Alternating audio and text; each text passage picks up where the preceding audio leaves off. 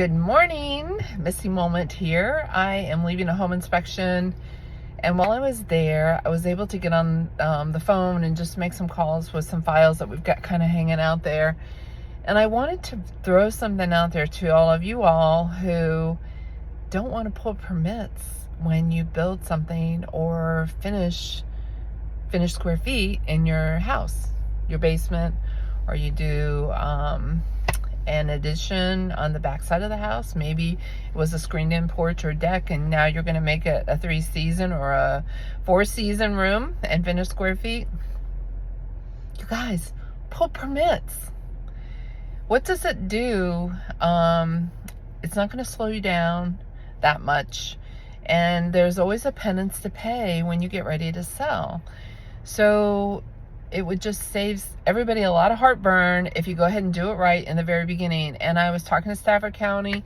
Everybody was super helpful, only on hold for a little while, but I really appreciate the opportunity to learn what their thoughts were on pulling permits, even for barns and for sheds. If the county has the opportunity to help guide you to make sure you're building something that is safe, that the footers are solid, that the slab is on the right kind of soil, that the electric is correct and the water is correct, especially in outbuildings. You guys, these are things you don't want to mess around with.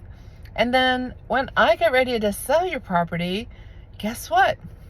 You got to pull a permit anyway, so just do it. It's called an after-the-fact permit.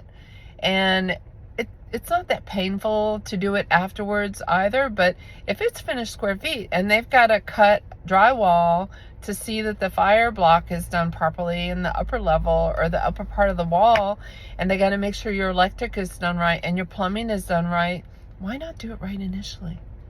Anyway, that's a Missy Moment on Tuesday. I missed you guys yesterday.